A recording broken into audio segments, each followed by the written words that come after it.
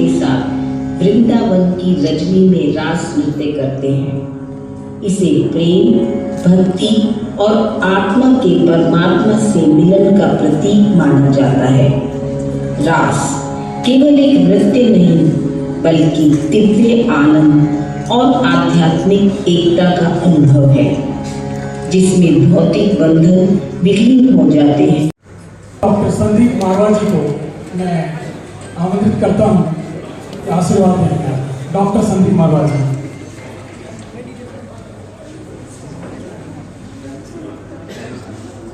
Thank you very much. Good evening, everyone. What a pleasure to be here this evening with all of you. This beautiful, well-designed program.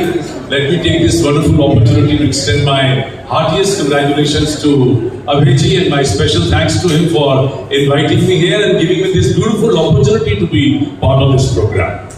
दो लाइनों से शुरू करना चाहता हूँ कि सभी दिशाओं से शुभ सुंदर भाव विचार भरे नित अंतर पुण्य धरा बन जाए स्वर्ग ये मेरे जन्मों से करुणा कर। क्या कहना चाहता हूँ? उत्तर है, दक्षिण है, पूर्व है, पश्चिम है, देश है, विदेश है।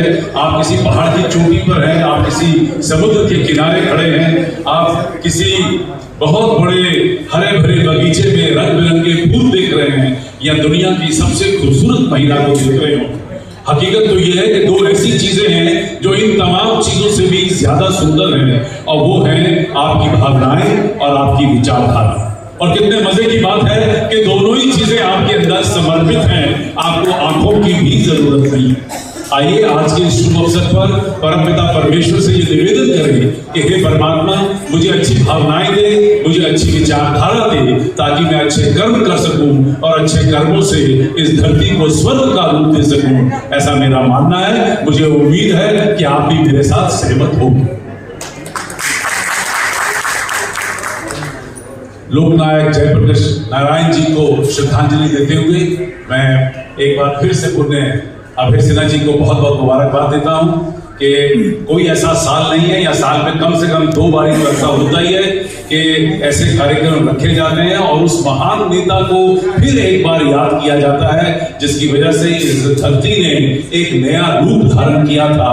और उसके बाद इमरजेंसी में क्या हुआ क्या नहीं हुआ वो आप सब अच्छी तरह जानते हैं। उसको यहाँ रिपीट करने का कोई मकसद नहीं है आज, लेकिन लोकनायक जी की 2 बातें जो मुझे याद आ रही हैं।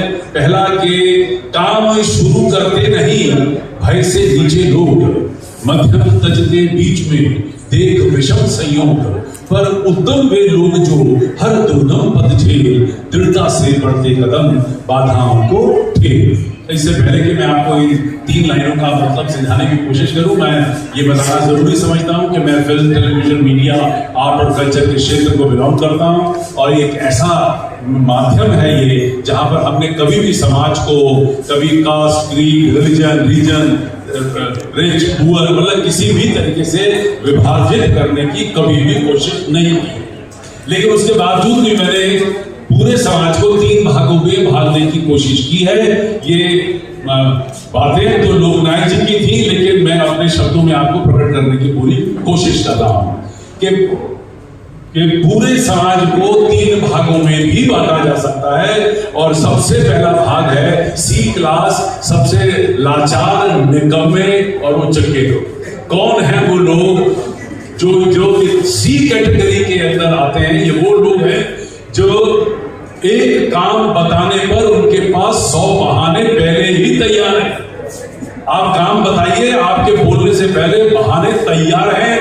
ऐसे नालायकों से बच के चलना है हम लोगों को। मध्यम तजते बीच में देख विषम संयोग। बी क्लास के लोग कौन है? मिडिल क्लास के लोग कौन है?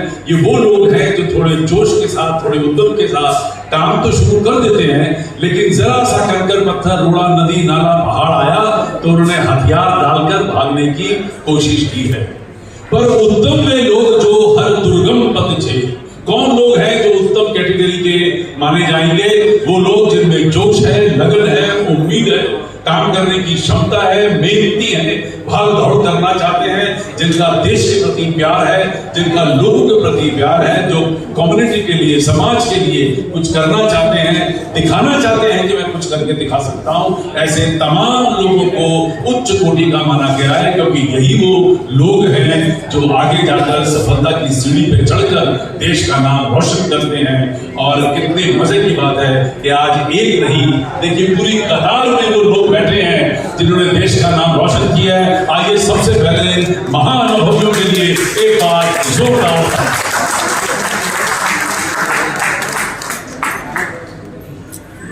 स्वयं विधाता होवे मानव, अंतर में विश्वास लगाओ, चलो न मिटते पद चिन्हों पर, अपने रास्ते आप बनाओ, अपनी आत्म ज्योति पर निर्भर अपने सूर्य स्वयं बन जाओ। लोकनाथ जयप्रकाश जी का कहना था कि परमात्मा कितना दयालु है, कितना मेहरबान है इंसान के ऊपर कि उसने इंसान को वो तमाम चीजें दी है जो वो खुद अपने पास रखता है। पहले जी से GOD गॉड, G से टू जनरेट, O से टू ऑपरेट और D से टू डिस्ट्रॉय।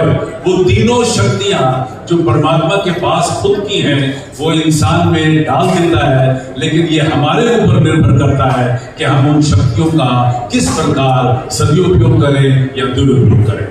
इन्हीं शब्दों के साथ मैं आज की सभा को शुरू करते हुए इन तमाम चीजों के साथ मैं आप तक पहुंचाना चाहता था, और इससे बातें तो बहुत करनी है लेकिन इशारा आ चुका है कि छोटा छोटा और इतना ही कहना चाहता हूं कि जिस ओर चले हम मस्ती में, झुक जाए उधर अंबर भूतल, आजाद वतन के बाशिंदे, हर गीत हमारा है बादल, विविध प्रांत है अपनी अपनी भाषा के अभिमानी हम, लेकिन सबसे पहले दुनिया वालों हिंदुस्तान। मैं चाहता हूं कि सभी आज के शुभ अवसर पर पूरी एनर्जी के साथ मेरे साथ एक जोश के साथ आवाज में नारा लगाएंगे, भारत माता की जय, भारत माता की जय।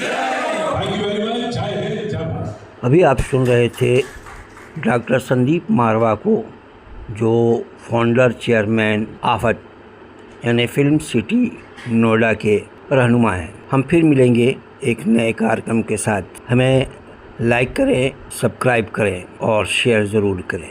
धन्यवाद।